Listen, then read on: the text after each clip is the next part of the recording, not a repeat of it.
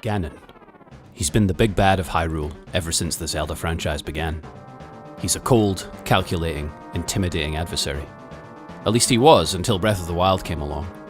Of course, Breath of the Wild is a fantastic game, beautiful open world, felt like a kid again, blah blah blah.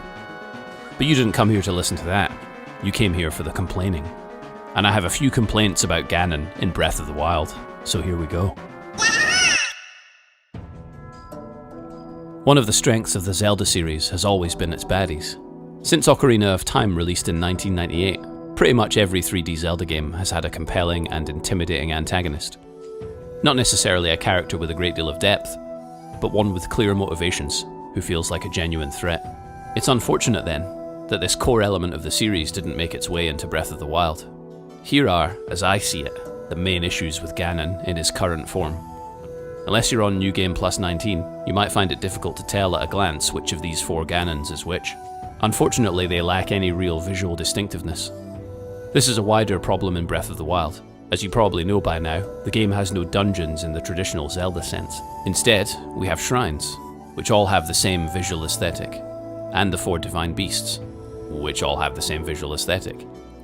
The four Ganons are likewise very similar in appearance. This is a huge departure for the Zelda series, in which distinctive dungeons and enemies have always been a core component. In contrast to earlier Zelda games, Breath of the Wild puts player freedom above all else. The player can go where they want, when they want, and tackle any boss in any order. This isn't a bad design choice per se, but I think it has contributed to the lack of distinctiveness in the dungeons and bosses of the game. Dungeons and bosses have to be beatable in any order, which means they can't rely on the key item-based progression of earlier games. This makes everything in Breath of the Wild feel more homogeneous, copy-pasted rather than painstakingly designed. The bosses just aren't particularly memorable. Breath of the Wild Ganon epitomizes this change in design philosophy. When he takes over Hyrule, he has to inhabit divine beasts and other tech to do it. Even when he materializes to fight Link, he looks like he's been jumbled together from bits of divine beast. I'm guessing this is to continue the theme of Ganon turning the Hylians' technology against them, but it kinda reinforces the idea that Ganon isn't a real threat, making it look like he has to borrow spare parts to even put up a fight. All of this adds to the feeling of anonymity that Ganon gives off in this game. Let's pick an example fight for comparison. Girahim from Skyward Sword. The first time you fight this guy, you're not ready. In fact, Girahim uses this fight to literally teach you a lesson, instructing you on how best to try and defeat him. He's aloof and patronizing, and you feel completely out of your depth. You're just a diversion to him, a plaything. This is a great first fight with the main antagonist because it sets up Girahim as an intimidating threat. You're not ready to beat this guy. You know it, and he definitely knows it. What do we learn about the personality of Ganon from encountering him in the Divine Beasts? He's purple, kind of.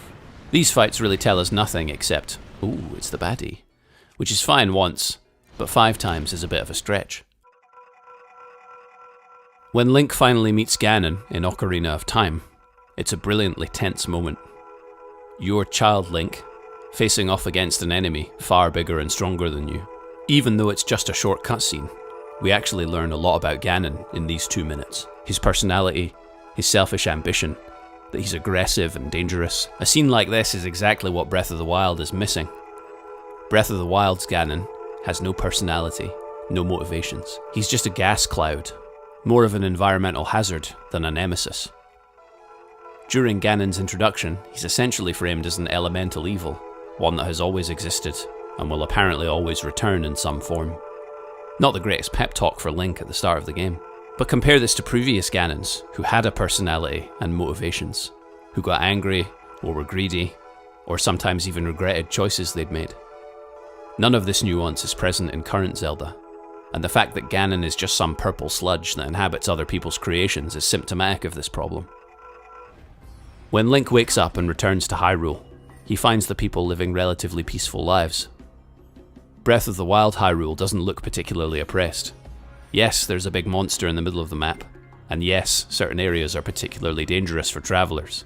But in the towns and villages, most of the people seem to be living their normal, peaceful lives, with little sense of urgency that they're about to be nuked by a giant divine beast. The beasts are an inconvenience at worst, not significant threats to anyone. In Ocarina of Time, travelling to future Hyrule is one of the most striking moments in the game. You materialise in the Temple of Time as a young man to find that Hyrule has been transformed. The town is destroyed. Ganon's lackey has taken over the stables. The Kokiri forest is overrun with monsters. Very few places feel safe. All of this serves to heighten the sense of threat that Ganon poses to the player. If he can do all this just by ascending to the throne, he must be a force to be reckoned with. Breath of the Wild Hyrule should be a Terminator-style post-apocalypse, where the people are in a desperate struggle to survive, and resources are scarce.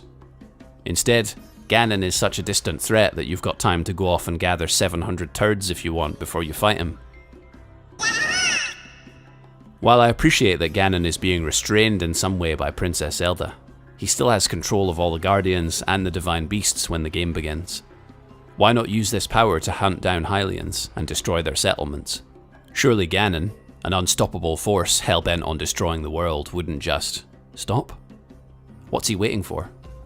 Even Impa seems pretty chilled about the situation, reminding you that the endless cycle of Ganon being banished and coming back has been going on for at least 10,000 years, so, you know, might as well stock up on turds. To be fair to Breath of the Wild, this is a problem that most open world games have. There just isn't enough of a sense of urgency about the main quest. It's possible to use this to your advantage, however. The Elder Scrolls Morrowind has a very similar premise. The big bad waits for you in a dungeon at the centre of the map, and you have to quest and level up to get ready to face him. But Morrowind asked you to navigate the various political factions of its game world, to quest for artifacts of power, make alliances with local leaders, all in a bid to unite an entire province behind you as leader. And that game's antagonist, Dagoth Ur, had his own plans to turn the people of Morrowind to his side. All of this plays out over a 30-hour campaign that, while never action-packed like Breath of the Wild, is certainly very compelling. And yes, I get that these are two very different games. Zelda has never been a Dungeons and Dragons inspired RPG, but I do think Nintendo could ratchet up the tension in their story, without losing the sense of freeform exploration that Breath of the Wild does so well. Ganon's complacency just doesn't make a lot of sense to me. He's already powerful, he already holds all the cards, there are no political or environmental factors that would stop him from carrying out his evil plan. He'll get around to it, you know? This afternoon maybe. In case it's not clear, I think Breath of the Wild is a fantastic game, but its generic antagonist, who appears to have no motivation, is a big letdown for me. Finally, here's to the real final boss of Breath of the Wild. Hit the like if you like, and I'll see you next time. Thanks for watching.